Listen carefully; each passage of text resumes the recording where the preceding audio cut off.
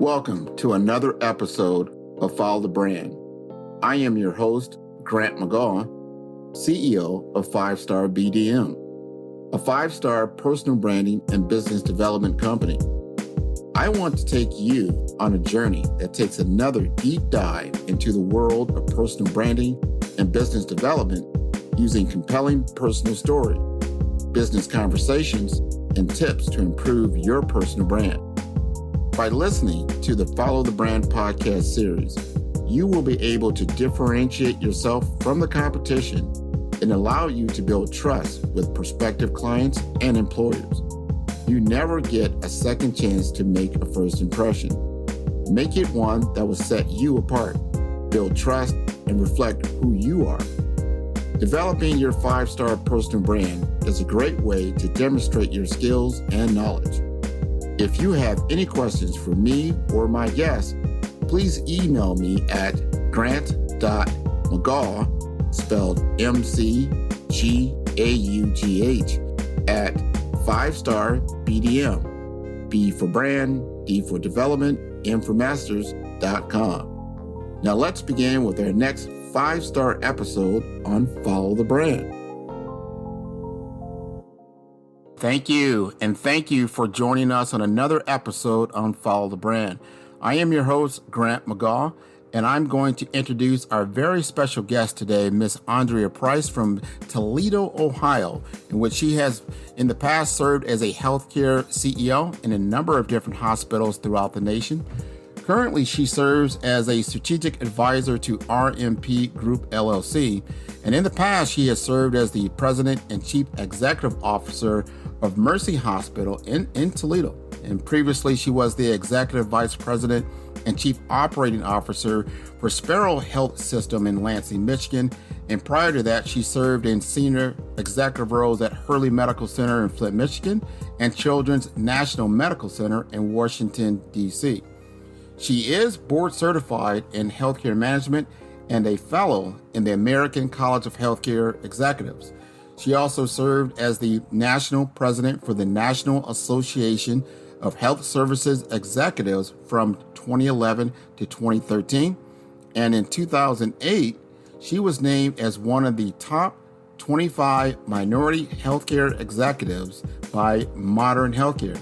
She was also named in 2013 the top 100 hospital and health system executives you ought to know by Becker's Review. Now, she also served on the Toledo Lucas County Port Authority, in which she is the chair for human resources and on the community committee and vice chair for the finance committee. And she serves on the Lucas County Citizens Levy Review Committee as well. Ms. Price was appointed in 2019 by U.S. Treasury Department to the Taxpayer Advocacy Panel representing Ohio. She received her BA degree from the University of Michigan in Ann Arbor and MHA degree from Tulane University in New Orleans. So without further ado, welcome to the Follow the Brand show. This is your host, Grant McGaugh, and today we have a special guest. She has become one of my favorite people to talk to anytime I really need to have an in-depth conversation about anything about healthcare administration, some of the different associations. She is wonderful. And the fact that she's now going to join me on this podcast and frame her story in a way that you can truly understand what personal branding is all about. You will truly understand what it takes to be a C-suite executive in today's world. So without further ado, I'm going to introduce Andrea Price and let her tell a little bit more about herself and her story as we go through this podcast. So, Ms. Price? Good afternoon. Thank you for having me. I'm delighted to be here. Yes. And so tell me more about your start. You grew up in Toledo, Ohio. Is that right? So I was born and raised in Flint, Michigan. I live in Toledo, Ohio now. I was born and raised in Flint, Michigan, which has made national news in the past. And I attended high school in Atlanta, Georgia. Aha, things I did not know. My parents are Southern. Yeah. This is good. So you went to high school in Atlanta, Georgia? Yes. Is that right? So Yes. give me some context around that. How do you migrate from Atlanta, Georgia back to the Midwest? Sure. Well, I think my biggest starter was moving from Michigan to Atlanta. Okay. And that was a southern atmosphere is different. You know, I visited in the summer my relatives, my grandparents, but to actually relocate back there was different. I was teased because I had a northern accent, and which kind of took me by surprise. And people used to say, "Get her to talk, get her to talk." You know? But anyway, it was a great experience. I wouldn't trade it, you know, for the world. It was also the first time that I got to go to all Black high school, because in Michigan, it was usually only one or two of us in a classroom. And so I was like, wow, everyone here is Black. I just wasn't used to that. And so I didn't go willingly, because I was point guard on the junior varsity basketball team. And I was a sprinter on the track team. So I was not happy that my parents decided to relocate back to Atlanta. And so once I graduated from high school, I was determined to get back to Michigan. And so I applied and was accepted to the University of Michigan in Ann Arbor. And so that's how I got back here. Oh, that is a great, great story. She, the prodigal child ends up back in Michigan. Go blue. We got to put some blue out there, right? Absolutely. So as an undergrad in Michigan, I mean, were you thinking healthcare at the time, administration at the time? And give us some. No, I was not. At Michigan, I majored in psychology. They had like one of the top 10 psychology programs in the world. Also, Michigan had a program where once you matriculated with your undergraduate degree, the master's and the doctorate degree were combined. So if you got accepted to the graduate program, you would get your master's and your PhD. And so I thought I wanted to be a clinical psychologist. During my junior year, microeconomics, Paul Feldstein, who's kind of famous, but he was teaching in the School of Public Health and the Health Services Administration program. And but they also had a shortage of economists, and so he taught undergrad. And for some reason, he walked up to me and he said, "Andrew, have you ever thought about hospital administration?" I'm like, "No, you need a degree for that?" And he said, "Why don't you come over to the School of Public Health? It's right across the street from the main campus. And, I can introduce you to the students. I can introduce you to the dean of admission." And I was like, okay. And I followed him up. I went over, met with the dean of admissions. They let me interview students. I ended up writing an English paper about the field of hospital administration, got an A on it. And that's how I got interested in it. That summer between my junior and senior year, I stayed in Ann Arbor, and I volunteered at University Hospital. Is now, University Medicine, but it was just called University Hospital. And I was like, I think I am interested. And so I applied to graduate school. Man, that's how I got started in the field. I didn't even know it existed. Well, a lot of people didn't. Hospital administration. I remember my uncle took that up, and he actually went to a school in Atlanta, Georgia, for hospital administration. Okay. And I believe it was not Georgia Tech. I think there's another one down there. Emory? It may have been. Okay. It's been a number of years, but that's the first time I had heard about hospital administration as a curriculum. I said, "Oh, I'm going to be a hospital administrator." He ended up being a lawyer, but that's where he did his undergrad. He ended up going back to Creighton and got his law degree, but that was his track, right? So yes. I'm just very interested in your story. So you go from University of Michigan, you get into healthcare administration, then you go to Tulane University? Is that right? Yeah, I went to Tulane for my master's degree. Yes, in New Orleans. New Orleans. Okay. Yes. All right. You had a little good spice in your life. Oh, yeah, that's another story. I went to New Orleans, and after 3 weeks, I decided New Orleans wasn't for me and that I was going home. True story. I packed up my Foot Locker back then. I'm telling my age. We had Foot Lockers that we traveled with. Packed up my green Foot Locker and told my two roommates. One was getting her PhD in psychology, and the other one was in med school. And I said, I'm sorry, I cannot live here. It's too hot. It's too humid. You have chameleons walking in the house. I was like, and you're counting the mosquito population. I don't even know how you do that. But anyway, I can't do it. And so I packed up, called my parents. They were like, okay, if that's what you want to do, honey, you we could come. And then I sat there and I did something really plain and old fashioned. Took out my pad, drew a line, pros and cons. And I was like, oh my goodness, I have a liberal arts degree from University of Michigan. I'm not going to make any money. I got to stay here and get this master's degree. And so the next morning I called my parents and said, I'm not coming home. They're like, well, I'm like, no, I can't. There's no way. I just cannot. I told my roommates, of course, they were thrilled because I paid 1/3 of the rent. And so I ended up staying. And I was like, you know what? Humans are adaptable. If people can come from different countries and can't speak English, and I'm in the same country and I'm complaining about how hot and humid it is. Yeah.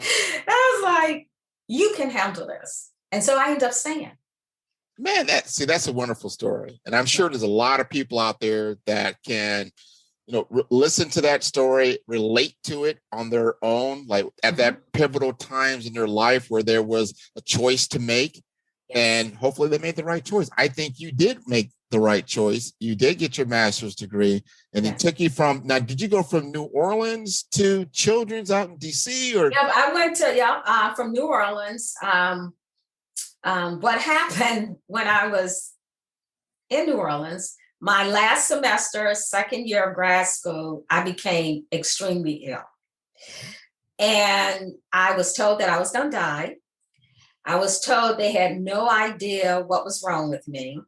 First, they thought I was anorexic. Then they thought it was psychological, and it ended up being lupus. Oh. And I was discharged from the hospital on Easter Sunday morning. My parents, everyone came to see me because they told them I was going to die. Then they told me, oh, you cannot go into the field of hospital administration. It's too stressful. Stress will cause your lupus to flare up. And you know what? You won't be able to have any children because giving birth would cause your lupus to flare up. I said to them, I looked at them and I said, no, I don't think so. And I have loans. I am going into this field. I am going to do that. And so when I, completed school, went to Washington, D.C., I, immediately found a physician at George Washington University whose practice was Black women who had lupus. And he's like, I'm going to treat you. I'm going to listen to you. We have lab tests, but I'm going to listen to what you tell me. He said, I was trained in Boston and we were trained to look at lab tests, but not only go by the results. So you really need to tell me what's going on. So my first summer was kind of tough because the sun is my enemy. But after that, it was no problem. And of course, I got married. Of course, I have 4 children. Of course, I worked my way up through the career ladder to become a regional president CEO. And so that tells you anything about my personality. A strong drive. Like get out of the way if you were in the way of Andrea Price for sure. She's like, I don't think so. This lupus, no. Not going to work in a hospital, no. So you handled your stress. You dealt with your situation and you became successful. I think that's commendable, right? Yes. Very commendable. So let me ask you a question. If there is one thing that you wish you had known before you began your career, can you elaborate on that?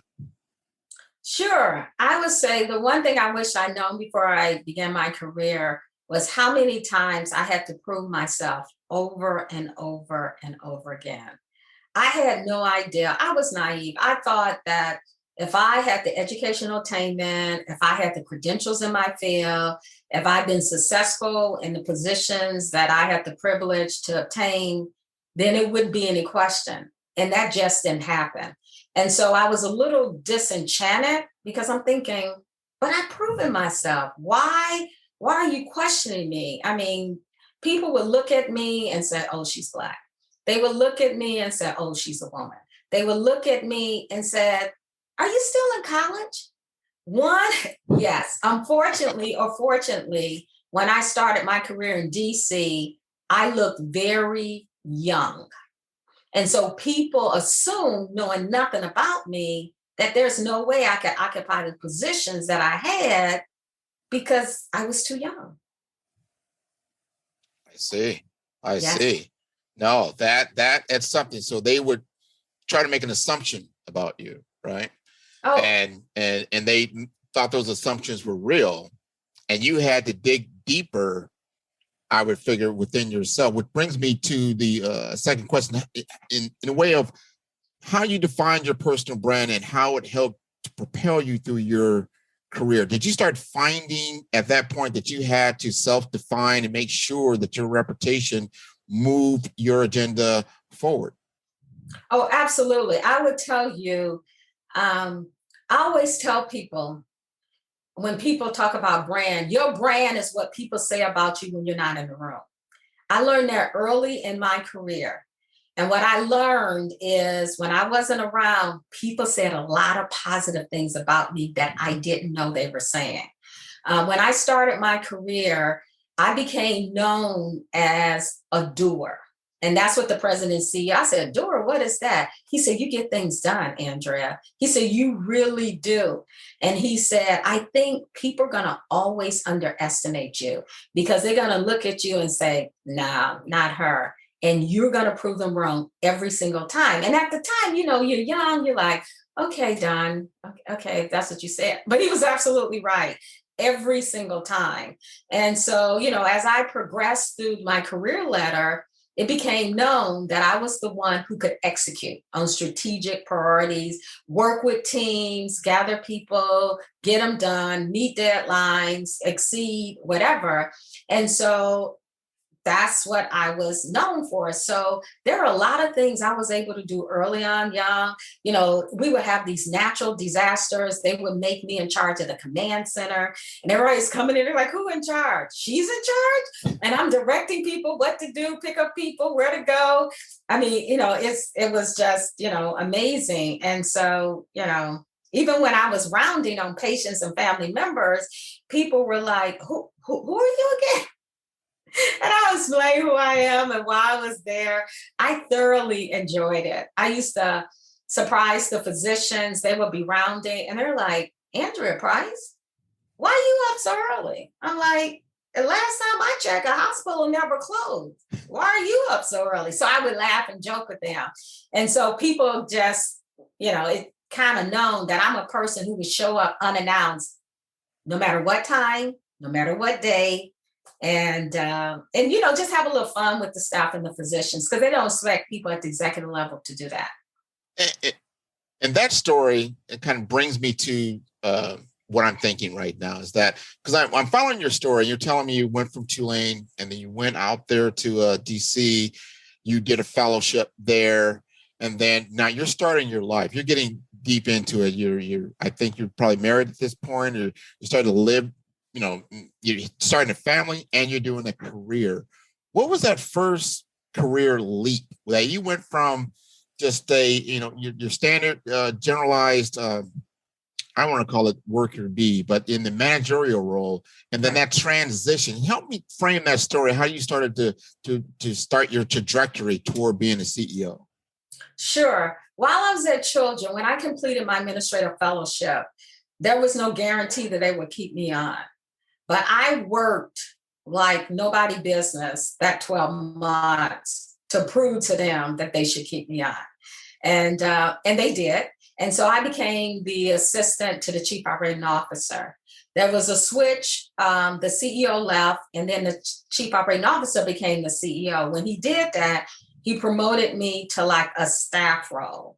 Like an assistant vice president of administrative affairs. It was still a staff role. I had no line responsibilities. And so then one day he called me in the office, Sandra, I think you're ready for line management. And totally unannounced, he started quizzing me. I'm like, Don, what are you doing? I thought you were coming to give me an assignment. You're interviewing me and quizzing me. And he said, yeah, I want to see if you're ready. And so afterwards, he said, I think you are. And so that was my first line management role. I had 5 departments reporting to me. And so now I have to learn, I'm not the person that's always doing. Now I have to delegate and work through others to get things done. And so that was a great learning responsibility of me, because I learned people aren't like me. I'm one of these people, let's get it done. What's the deadline? What's the time? What do you need to see? And people aren't like that. Not that they can't perform, but they're not going to perform in the manner in which I do. So it was, once I learned that, I got promoted again, and I got promoted again. And I think the pinnacle for me was when the chairman of the cardiovascular surgery department went to the president and said, I want to report to Andrea Price. And he said, excuse me, I don't think I heard you. He said, you want to report to Andrea Price? He said, yes, I do. He said, she gets things done. When she say yes, she means yes. When she say no, she means no. I'm a surgeon, and I like that. And I want to report to her. In fact, I'm demanding that I report to her. And he was like, okay. So the person he no longer reported to was not happy that he was reporting to me. And we had a great relationship. Everyone in his department were men. And so I said, if you're going to report to me, I want you to at least, when an opening comes, look for a woman as a cardiovascular perfusionist. And he said I would. He did. And he hired one. That is a great story. Wonderful story. This episode is brought to you by 5-Star BDM. 5-Star BDM is a professional consulting and advisory group keenly focused on business development services for small to mid-sized businesses and entrepreneurs. Although every business is unique, they often share challenges that can be addressed through smart branding. Services include process improvement in operations, digital strategy and transformation, business intelligence, digital marketing, and personal branding. Our 5-Star business and personal branding company has helped a number of professionals and organizations to optimize and grow. The result is more business, more opportunities, better reach, positive outcomes. Please visit www.5starbdm.com to learn more and view all the episodes of Follow the Brand.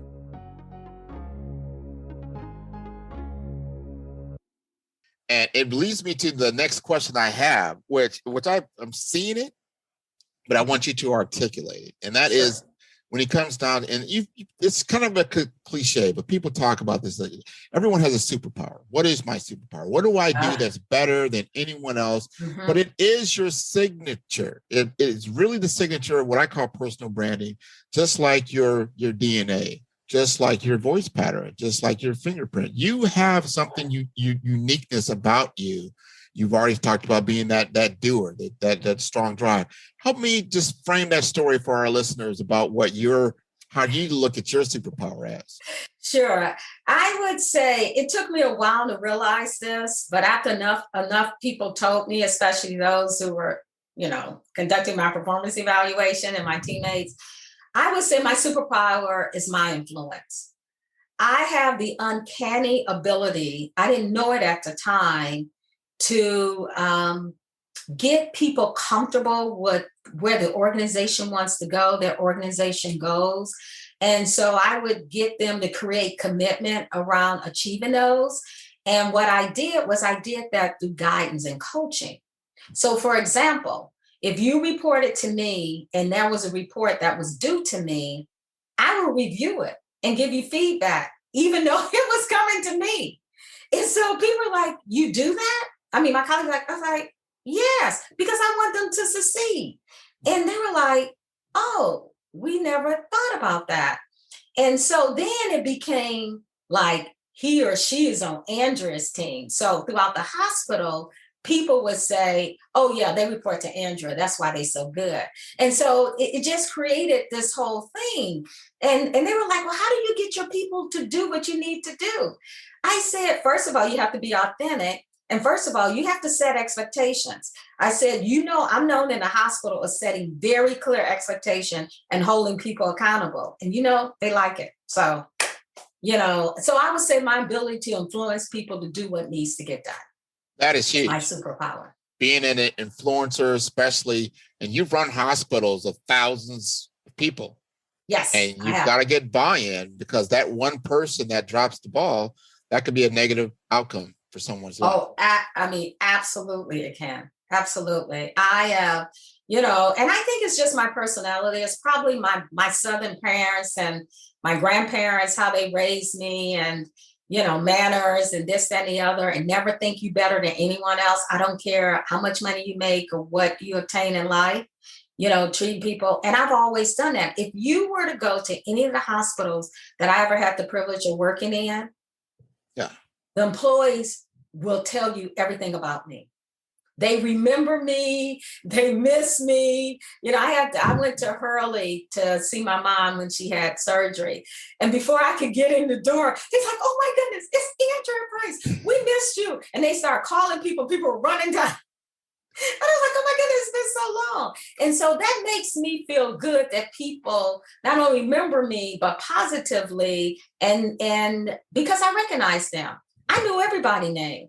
Most people don't even know the person that comes in and clean their trash. Not only do I know everything about them. I know where they live. I know their family members. I know this and the other, because we sit there and talk. I was raised, I'm no better than anyone else. And so that's the thing. The other thing is, I'm never officious. People know what my title is. I don't have to tell them that. I mean, you follow me? So I'm not that type of person. And I'll just tell you a quick story. We had a major crisis corporate-wise in my last position. We had a person who felt that we didn't treat his spouse very well. It was in one of my rural hospitals, and he went on a social media campaign like you wouldn't believe. And he had a petition. He created a whole web page. He did all this stuff. He looked all of us up, and the corporation was like, oh my goodness, what are we going to do? This is a nightmare. And the corporate office was like, well, this is what we're going to do. This is the stance we're going to take. I said, let me talk to him. They're like, no. I said, no. I said, he is 90 minutes from here? I'm going to drive to where he is, and I'm going to talk to him.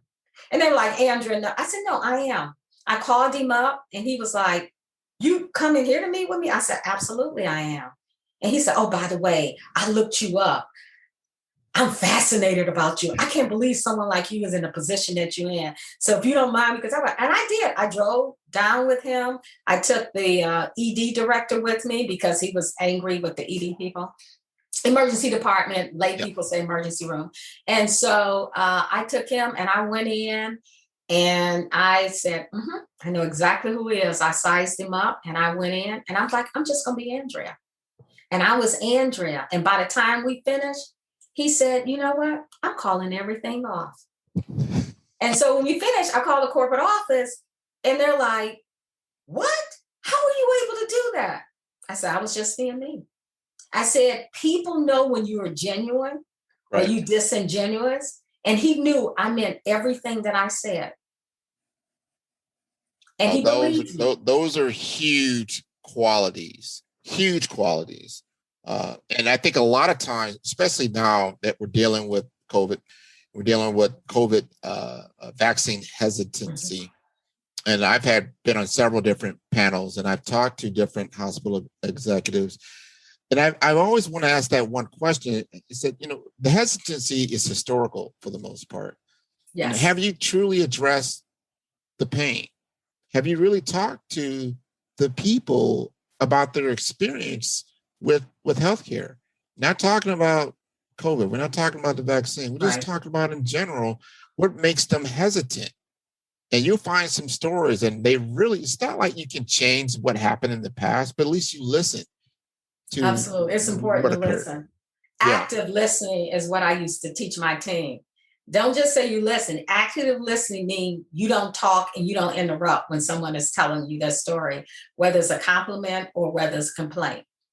And when they finish, only then you speak. Yeah. Because now you've got the complete picture. So you're not addressing just, 30% of the situation. Right. You're addressing all of it. In my world, I'm in sales for the most part. And then we call it the iceberg effect. If you're only seeing the top of that iceberg, you might be only seeing 30% of that problem, but most of the problem is beneath the water. It's beneath absolutely. So you're going to have to put on some scuba gear, right, and get down there and really have that individual or that group talk about what's really, really, truly bothering them and get to those root causes to get any kind of effectual change. You probably would agree with that. I definitely agree. Definitely. Absolutely. So, we talked about some of your qualities, and I want you to articulate that, though, just a little bit more. Sure. You had top 3 qualities that your colleagues remember about you, that if you could frame that in just succinctly. Sure. It's easy because they tell me anyway. Basically, I would say excellence, integrity, and coaching. I even coach my colleagues, not just my team or the people that report directly to me. Excellent is because I developed the reputation that whatever I do is going to be of the highest quality, and it's going to have all the necessary components to get it approved. Okay. Secondly, in terms of integrity, I am very direct and I am truthful. And whether people, even when I know what I'm about to say, people don't want to hear, I still tell the truth. Okay. My MO throughout my career is you may not like the decisions that I made, but you're never going to say you don't know why I made that decision. And that has helped me as I prepared my trajectory through my career. In terms of coaching, again, it goes back to my ability to inspire people to get on board and do what we need to do. Even they may start off and say, no, I'm against it. And I'm like, okay. But I go back and eventually we come to some meeting, some happy medium where they said, okay, I can do this. I think that's so. I said those are the 3 that my colleagues were saying. Those are 3, and you talk about personal branding. When you know your brand, how other people feel about you, right, how they see you. That's important, and you can frame that for yourself and use that going forward. You already made a relatable connection, with your people, and I know you've done that. And so my question, I have several questions because I think it's interesting because I see I see you working there at Children's in DC, and then I want to know that feeling that you got when you got that first CEO role, like, hey, I'm going to move from here to go to Hurley, and you're now the CEO of a hospital. How did that feel? Scary. It was scary. When I was in grad school, we were always taught that they were preparing us to be a CEO of a hospital. And at the time, you're young, you're 20 something, and you're like, yeah. But until you actually get in any position and then you see what actually happens, you see the rewards and the risks associated as you climb your way up to the ladder, then you begin to think, I don't know if I really want that. I see boards getting rid of CEOs and, this, that, and the other. In fact, that's what happened to me in my administrative fellowship. I'm sitting there working my little tail off at the end of the day, working on a project. And then someone comes out and say, we've made a decision, telling the secretary, because it was an executive session. And I looked at him, I said, what do you mean? He's like, they just fired the CEO. I'm like, what? What do you mean they fired the CEO? So it's one of those things. So when I was my first CEO role, I wasn't sure. I was the chief operating officer, and I absolutely love that role. Remember, I'm the person who can execute. I'm the person who can get things done. I'm the person who never misses a deadline. So, I'm known for things like that. And I knew enough to know what I didn't know. What I did know is the CEO and the CEO role are totally different. And I didn't appreciate that till I stepped into that role, because my first CEO role was an interim role, and so again, I'm the first. Every position I've had, I'm the first. So I'm the first. And so what happens is I see, oh my goodness, I got all these board members I need to pay attention to in the CEO role. I didn't have to do that. I only have to pay attention to the CEO, right? And so then I'm like, oh, so now I'm required to be on these community boards because I'm representing a hospital, and so it was different. And then people automatically think when you're in the role, well, what's your vision? What's your vision? How are you going to take the hospital to the next level? And you're like, it hasn't even been 12 hours yet. And you're asking me, what's my vision and what are my goals, for the hospital? I mean, it's amazing, how that worked. I learned a lot. I'm telling you, I was not ready for my first position. I was not ready at all. My children was young. My husband is the physician, and he's working. And so you got these two professionals, you got these young kids. And I was like never, ever home. I mean, I was always out because the hospital never closed, right? And so, but the second time I had the opportunity, boy, did I nail it. I did such a fabulous job because I'm one of these people who learn and adjust. I learned. And the board said, oh my goodness, Andrea, this is like night and day. We want you. And I said, oh, thank you. I'm not interested. They were like, what do you mean you're not interested? I said, I'm not interested in becoming the CEO of this hospital. I said in a very nice professional way. And I really meant it. Not at that hospital. I was not interested. You knew who yes, you were. I proved you to knew myself where you that I wanted to could go. do it. Yeah. No, you understood. At that I now understood. you're at an I did better. level. I Right. understood when you're CEO, you have to have a very good working relationship with your board chair. That I did the second time. I didn't do right the first time. And there are other things in terms of key physicians and presidents of the unions and all that type of stuff. And, the mayor, the city council, all these things I learned from what I didn't do right the first time. So the second time I nailed it and I knew I was nailing it. So let me ask you this. And there's a lot, we're both part of the National Association of Health Services Executives, or NASI for short. And I want you to look back, meaning, and talk to some of our mid-careers that they're there now. They have been, they've gotten their MHAs, they're in roles today. And what I've heard a lot of is that they're getting stuck, whether it's in the managerial world, the director world, or whatnot. Talk to them about how to elevate to that next level if they need to go there, or to think through what you just said. You need to understand the role and the responsibilities. So it may be something that is not for you.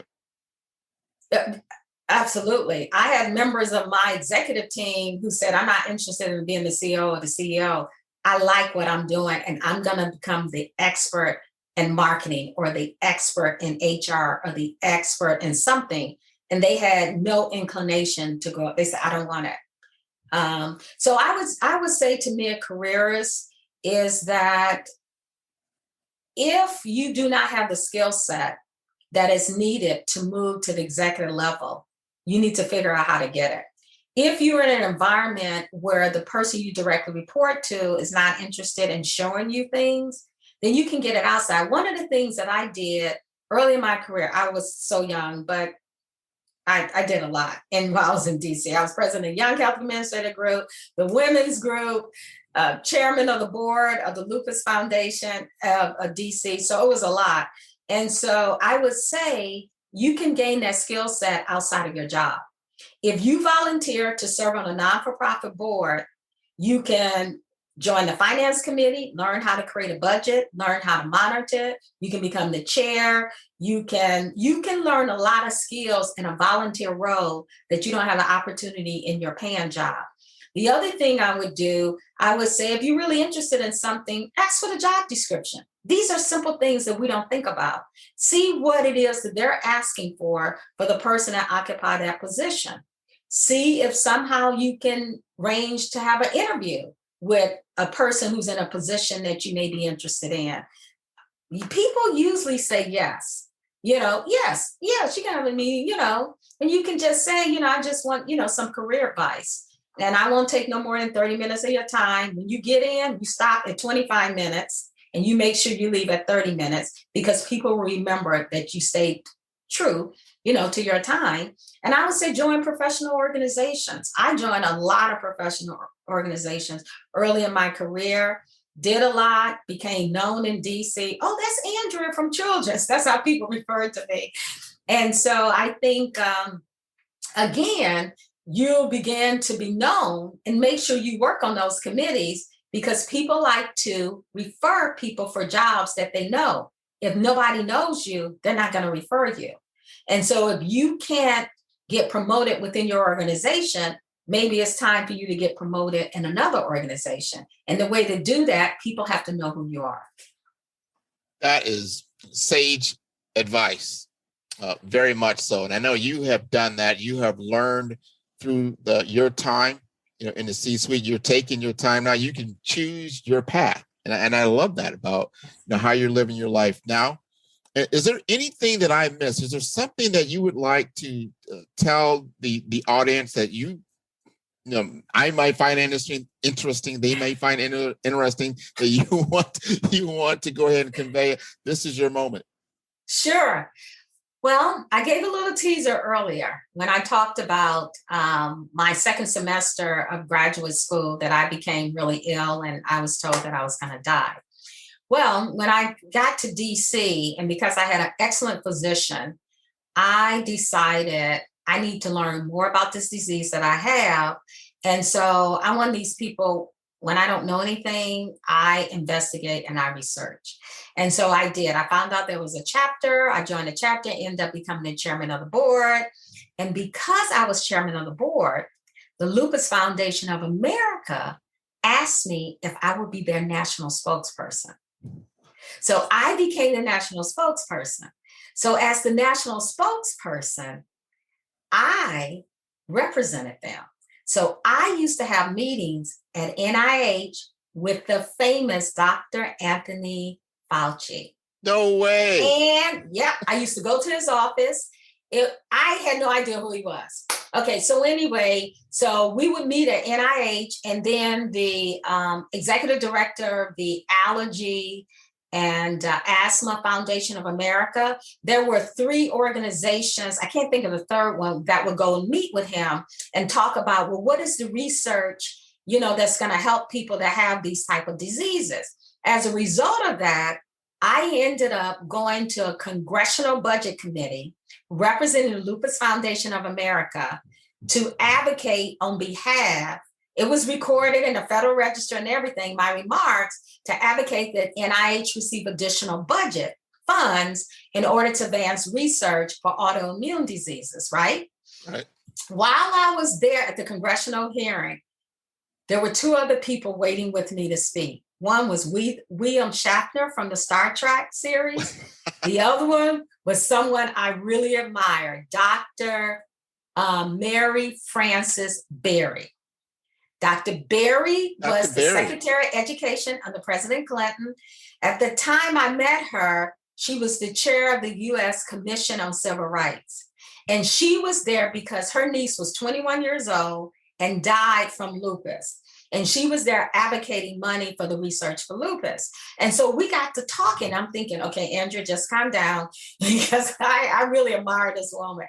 And so, of course, she took the show. They bowed down to her.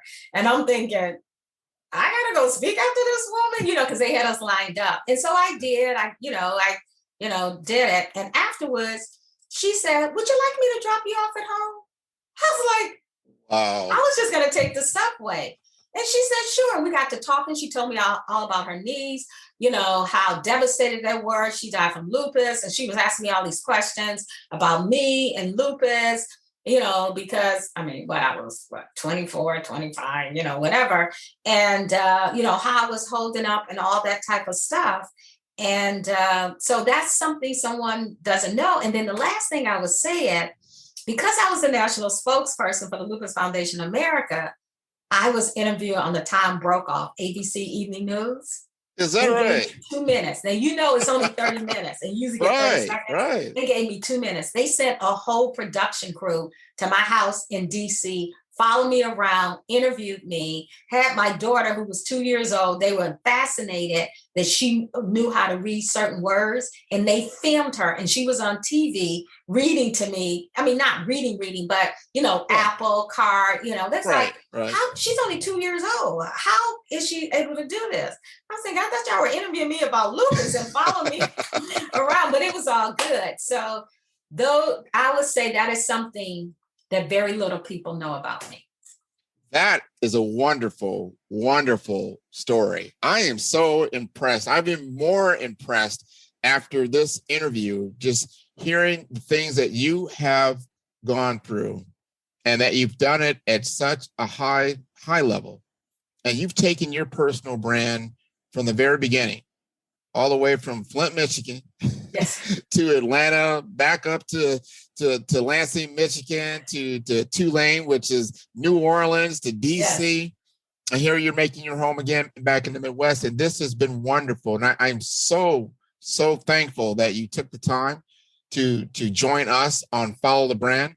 We're going to air this in a few weeks. And I think it's going to be wonderful for our audience to truly tune in and take away the gems that you have laid about what a true brand is how you live your life. And you've been living a very, very good life. And how others see you. So, absolutely, definitely once you set that standard, you have to maintain it. That's it. The gold standard. And you've done that. You're shining very, very brightly. So thank you very much. Yep. Thank you for inviting me. It was my pleasure. You're welcome. Talk to you later. Okay. Bye-bye.